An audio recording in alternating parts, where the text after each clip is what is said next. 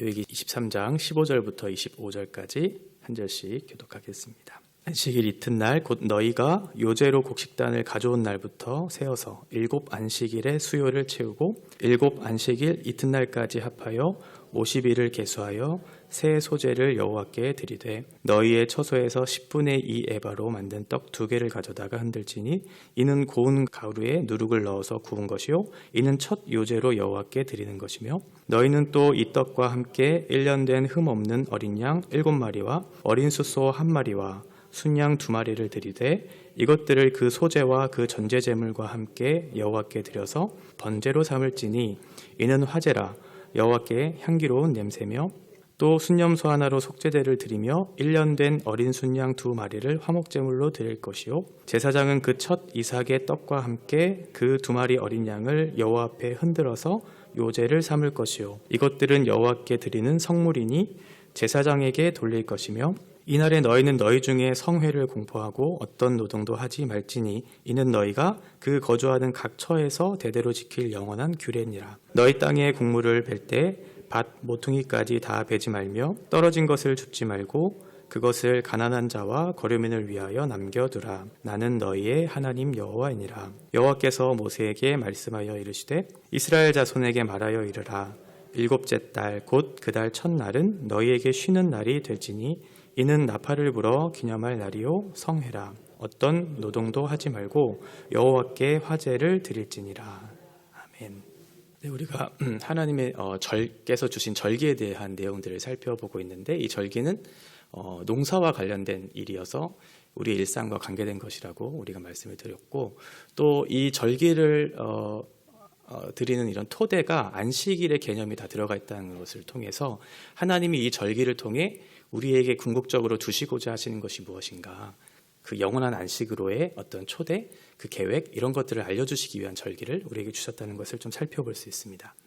어제는 우리가 유월절과 또 무교절, 또 초실절에 관련된 절기를 살펴봤다면 오늘은 77절과 나팔절에 관련된 내용을 같이 살펴보겠습니다. 77절을 먼저 보시면 15절부터 22절까지 되어 있는데 안식일 이튿날이라고 하는 표현이 나오는 것을 보면 이것이 이제 초실절과 관련되어 있다는 것을 우리가 살펴볼 수 있겠죠. 요제로 곡식단을 가져온 그 초실절 이후에 계수를 시작하게 돼요. 그래서 이 안식일이 총 7번, 7 곱하기 7에서 49일, 그리고 그 이튿날이니까 하루를 더해서 그 초실절로부터 50일째 되는 날, 그 날에 곡식 추수를 마치고 하나님께 드리는 그런 날이 바로 77절이죠. 이 날을 보내는 방법에 대해서 17절 이하에 나오고 있는데 첫 수확에서 얻은 그 밀가루 한 에바 그리고 10분의 2의 누룩을 넣어서 떡 2덩이를 만들어 요제로 흔들어 하나님 앞에 드리는 그런 제사가 나와요. 근데 우리가 어제 살펴봤던 것처럼 무교절은 누룩을 넣지 않은, 급하게 이제 애굽으로부터 탈출했어야 되니까 누룩을 넣지 않았는데 여기서 떡을 만들 때는 누룩을 넣는 것을 우리가 좀 살펴볼 수 있죠. 이것은 빵을 좀 부풀어 오르는, 그래서 좀 풍성한 이미지를 그렇게 떠오르게 해요. 이것이 수확의 어떤 기쁨을 알게 하는 것이니까 수확의 풍성함을 어떤 상징하는 것으로 좀 살펴볼 수 있을 것 같아요. 그래서 여기에 77절에 나오는 그 제사의 종류라든지 또 제사를 드리는 방법도 굉장히 좀 다양하고 많이 들어있다는 것을 우리가 생각해 볼 수 있는데 총 5대 제사라고 하죠. 그 5대 제사 중에 여기 하나 속건제만 빠지고 다 제사가 들어가 있어요. 번제도 있고 소제도 있고 화목제, 속죄제, 이 4가지의 제사를 풍성하게 하나님 앞에 드리는 것도 보게 되고 또 제사를 드리는 방법도 하나 거제를 제외한 화제라든지 요제, 또 전제, 이렇게 다양한 방법으로 하나님 앞에 드리는 것을 보게 되면서 이 제사의 종류도 굉장히 풍성하게 드려지고 있구나라는 것을 보게 되죠. 구체적으로 어떠한 것을 드리냐면 어린 양 7마리와 어린 숫소 1마리 그리고 순양 2마리, 이것을 소제와 전제로 함께 번제로 드린다, 이렇게 얘기하고 있어요. 그리고 이어서 속죄제도 나오는데 보통은 2절에 보면 이스라엘 전체 회중에게 이것을 주신 그런 말씀이잖아요. 그러면 회중 전체에 대해서 속죄제를 드릴 때는 숫송아지를 드리는 것을 우리가 레위기를 통해서 살펴봤는데 여기에서는 순염소 1마리가 되어 있어요. 왜냐하면 앞에서 이미 송아지가 드려졌기 때문에 아마도 순염소로 대신해서 이것이 드려진 것 같아요. 그리고 나서 화목제로는 어린 양 2마리가 드려지는 것을 보게 되죠. 하나님께 첫 열매를 드리는 이 77절, 이것은 우리가 가지고 있는 이 소유의 개념이 하나님의 것이다라고 하는 것에 대한 인식에서부터 출발되는 것이고, 그 결과물로 맺은 열매들이 먼저 하나님께 드리고 나서 이것들을 취할 수 있다는 것을 우리가 이 제사를 통해 살펴볼 수 있죠. 하나님께서 주신 그 수확의 기쁨은 물론 우리의 노력도 있고 또 우리의 어떤 책임 있는 어떤 결과물들로 맺어진 것도 있지만, 먼저는 하나님께서 이 모든 것들을 주셨다라고 하는 그 고백들, 그 제사의 다양함들을 통해서 하나님께서 이 풍성한 것들을 주셨다라는 것을 이 제사를 통해서 우리가 살펴볼 수 있어요. 그러면 이 절기를 통해서 우리가 궁금한 건 그거죠. 이 절기가 과연 우리에게는 어떠한 의미로 다가오는가, 우리의 신앙에 있어서 어떠한 유익이 이 시대를 살고 있는 우리들에게 주어질 수 있는가라고 하는 거예요. 77절은 신약에 보면 오순절로 연결되는 것을 우리가 알 수 있죠. 오순절. 근데 이 먼저 그 구약에서 안식일 이튿날이라고 하는 것이 초실절이었잖아요. 그 초실절은 첫 수확을 하나님 앞에 드리는 그런 절기였어요. 하나님께 첫 수확. 그런데 이것이 신약에 와서는 어떻게 연결되냐면, 안식일 이튿날이 안식 후 첫날이라고 하는 개념으로 들어오죠. 그 안식 후 첫날에 어떠한 일이 일어났냐면, 예수 그리스도께서 부활하신 날이 바로 안식 후 첫날이거든요. 그래서 고린도전서 15장 20절에 보면, 그리스도께서 죽은 자 가운데서 다시 살아나사 잠자는 자들의 첫 열매가 되셨다, 이렇게 얘기하고 있어요. 그러니까 초실절이 우리의 첫 수확을 하나님 앞에 드렸다면, 신약에 와서는 예수 그리스도께서 우리의 첫 열매가 되셨다라는 것으로 연결될 수 있을 것 같아요. 그리고 구약에서는 이 77절을 매우 중요하게 생각했던 날이었는데, 그 이유가 무엇이냐면, 이스라엘 백성들이 애굽의 종이었잖아요. 근데 출애굽한 사건이 바로 구원과 연결되는 것인데, 그 출애굽한 이후에 50일째 되는 날에 하나님께로부터 율법을 수여받아요. 그래서 율법을 통해서 너희들이 이제 구원받은 백성으로서 가나안 땅에서 어떻게 삶을 살아내야 될지에 대한 법과 너희들의 정체성을 알려주시는 그런 사건이었죠. 그런데 신약에 와서는 이제 오순절 성령 강림 사건에는 성령을 우리에게 주시는 그런 일들이 일어나요. 율법을 돌판에 새긴 그 율법을 수여한 것이 이제는 신약에 와서는 성령께서 우리의 마음밭에 그 말씀을 새겨주심으로 이제는 너희의 구원이 확증되어지는 것과 더불어서 너희들이 어떻게 이 세상을 살아갈지에 대한 것들을 성령께서 알게 하시고 또 그렇게 살 수 있도록 능력을 베풀어 주심으로 이 세상을 살게 하시는 것을 우리를 통해 이 말씀을 통해서 좀 살펴볼 수 있을 것 같아요. 또 하나는 구약에서는 그 율법이 우리에게 주어진 그 사건을 좀 잘 생각해 보시면, 이스라엘 백성들에게 하나님께서 모세를 통해 율법을 주셨을 때 이스라엘 백성들은 그 율법을 수여받고 난 이후에 하나님께 그 정체성을 가지고 바르게 살았어야 되는데, 근데 이스라엘 백성들은 그 부분들에 있어서 실패했어요. 그래서 모세가 하나님과 독대하러 갔었을 때 모세가 내려오지 않는, 시내산에서 빨리 내려오지 않는 그것들을 기다리지 못하고 아론을 중심으로 이스라엘 백성들이 금송아지를 만들고 그에게 절하고 우상숭배하는 그런 사건이 출애굽기 32장에 나와요. 그때 모세가 시내산에서 내려와서 그 모습을 보고 나서 그 모습 앞에 진노해서 10계명의 돌판을 깨트리는 사건이 일어나요. 그 율법을 깨트리고 난 이후에 어떤 일이 일어나냐면, 출애굽기 32장 28절에 보면 그 백성 중에 3,000명 정도 되는 사람들이 죽임을 당하는 사건이 일어나죠. 그런데 반면에 신약에 와서는 오순절 성령 강림 사건 이후에 사도 베드로를 통해서 하나님의 말씀이 선포돼요. 그때 어떠한 일이 일어나냐면, 그 말씀을 듣고 사람들이 마음이 찔려서 회개하고 예수를 믿어 세례를 받는 일들이 일어나죠. 그것이 사도행전 2장 41절 이하에 나오는데, 그때 예수를 믿고 신도가 된 사람의 수가 3,000명가량 되었다라고 이렇게 표현하고 있어요. 그러니까 구약에서는 그 율법을 잘 지켜 행하지 못함으로 그 백성 중에 3,000명이 끊어지는 사건들이 일어났지만, 신약에서는 하나님의 말씀을 듣고 마음이 찔려 그 말씀을 받음으로 오히려 3,000명이 살아나는 그런 일들이 일어나죠. 그리고 나서 오순절 성령 강림 사건 이후에 우리가 지금 교회라고 하는 것이 탄생하고, 교회를 통해서 복음이 전달되고, 그 복음의 전달을 통해 또 다른 생명들이 일어나는 사건들이 이 오순절 성령 강림 사건을 통해서 일어나는 것을 보게 돼요. 그러니까 초실절은 안식 후 이튿날, 안식일 이튿날, 그때 첫 수확을 우리에게 주신 것, 그것이 부활의 첫 열매로 오신 예수 그리스도를 상징하고 있다면 77절 성령을 보내주셔서 이제는 풍성한 열매를 맺게 하신 그 77절에 성령께서 그것들을 열매 맺게 하시는 방법으로 우리에게 구원을 베풀어 주신다는 것을 좀 살펴볼 수 있을 것 같아요. 23장이 전체적으로 절기를 얘기하고 있다고 말씀을 드렸잖아요. 안식일에서부터 시작된 그 일들이 이제 유월절과 무교절, 초실절로 이어지는 그 절기였는데 이 유월절에 시작된 구원의 사건이었죠. 그것이 초실절의 첫 수확으로 열매 맺는 것을 보게 되고 또 77절을 통해서 그것이 열매로 결론 맺어지고 있다는 것을 보게 되므로 우리에게 성령이 주어진 그 사건이 그 구원을 확증해주고 앞으로 살아갈 능력과 힘이 된다는 것을 알게 하심으로 너희들이 이 절기를 통해 구원하신 하나님이 어떠한 일을 너희들 가운데 행하고 있는가 이것들을 보게 하시는 그런 은혜의 결과물들을 보게 돼요.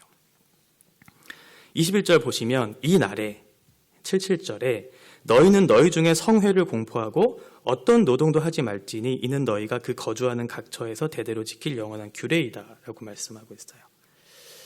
이 절기를 이루는 토대가 바로 안식의 개념이 있다고 말씀을 드렸는데 21절에서도 지금 이 안식의 개념이 이제 들어와 있다는 것을 발견하셨을 거예요. 이때에는 성회를 공포하고 거룩한 모임으로 너희들이 하나님의 예배 공동체로 모여서 하나님을 예배하는 것 그리고 아무 일도 노동하지 말라라고 하는 것은 이제 내가 살아가는 동안 필요한 자원들이 있을 텐데 그것을 하나님께서 너희에게 주실 것에 대한 믿음과 하나님을 의지하고자 하는 마음을 지금 원하시는 것이죠. 그래서 성회로 모이고 그리고 아무 노동도 하지 말라고 말씀하고 있어요. 그러면서 얘기하는 것이 이것을 지켜야 하는 장소에 대해서 각처에서 얘기하고 있는 것이죠. 그러니까 우리가 어떠한 특정한 장소에서만 하나님을 예배하는 그런 공동체가 아니라 우리의 일상에서 우리가 맞닿아 있는 모든 곳에서 하나님을 예배하는 그런 사람이 되어야 한다. 그리고 말씀드렸던 것처럼 2절 이것은 이스라엘 회중에게 주신 것이기 때문에 어떠한 특정한 제사장이나 오늘날로 치면 어떠한 특정한 직분자에게 주신 것이 아니라 하나님을 믿는 모든 백성들이 어떠한 곳에 있든지 하나님을 예배하는 그런 공동체로 너희들이 바르게 서야 한다라는 것을 말씀하고 있는 것이죠. 교회 당에서만 하는 것이 아니라 우리가 발을 딛는 모든 곳에서 그리고 어떤 특정한 직분이 아니라 구원받은 모든 사람들이 이 안식을 누리면서 그 하나님의 백성의 정체성을 드러내면서 살라고 말씀하고 있어요. 그런데 하나님께서는 우리들에게 그런 거룩을 요구하고 계시는데 그 거룩을 너희들 가운데 이루어 가라라고 하는 것이 너희들 안에서만 이루어지면 안 된다는 것을 또한 말씀하고 있어요. 너희들만의 세상을 구축하지 말라고 22절에서 말씀하고 있는 거죠. 너희 땅에 곡물을 벨 때 밭 모퉁이까지 다 베지 말며 떨어진 것을 줍지 말고 그것을 가난한 자와 거류민을 위하여 남겨두라. 나는 너희의 하나님 여호와이다. 지금 추수의 수확의 기쁨을 얻은 때였잖아요. 77절이. 그러면 그 하나님에 대한 어떤 감사와 기쁨이 굉장히 넘치는 그런 시간이었을 텐데 그 추수의 기쁨과 감사를 누리지 못하는 사람들이 있었죠. 가난한 사람들, 그리고 거류민들. 이 사람들은 추수의 기쁨과 하나님 앞에 감사의 제물을 드리고 싶은데 하지 못하는 그런 형편에 있었을 테니까 그들을 외면하지 말고 그들에게 반 모퉁이까지 다 베지 말고 떨어진 것을 주울 수 있도록, 그러니까 그들에게도 추수의 기쁨을 누릴 수 있도록 이 자리를 마련하라고 얘기하고 있는 거죠. 그냥 돈을 줘서 너희들 잘 살아라 라고 하는 것이 아니라 노동의 기쁨을 얻게 하는 거죠. 하나님께서 이 모든 것들을 주셨구나. 그리고 그것들을 결실하는 것을 알게 하심으로 하나님께서 감사와 기쁨을 올려드릴 수 있도록 하나님께 그렇게 그 장치를 마련해 주신 것을 보게 돼요. 신명기 16장에 보면 이것을 조금 더 구체적으로 그 대상들을 표현하고 있는데 여기에 보면 노비나 객이나 고아, 과부 이런 사람들에게 이것들을 놓으라고. 그래서 모든 공동체가 함께 기쁨으로 그 날을 맞이할 수 있고 또 누릴 수 있도록 그렇게 하라라고 하는 것이죠. 우리나라가 굉장히 잘 사는 나라잖아요. 그래서 1990년대 후반까지는 그 불평등 지수가 굉장히 낮았다고 해요. 바른 경쟁과 정의로운 사회가 있었다고 생각을 했던 시대였다고 해요. 그런데 2000년대 들어서면서 급격하게 그 불평등 지수가 낮아졌대요. 그러니까 상대적인 박탈감을 느끼기 시작한 시기가 바로 2000년 들어서부터 급격하게 떨어지기 시작했다고 해요. 그러니까 경쟁과 공의롭지 못한 사회, 경쟁에서 지면 루저가 되는 사회가 돼버리다 보니까 상대적으로 박탈감을 느끼는 그런 사회가 되어버렸던 것이죠. 그런데 성령께서 우리 가운데 임하시고 구원이 이 땅 가운데 이루어지면 그런 일들은 사실 불가능하거든요.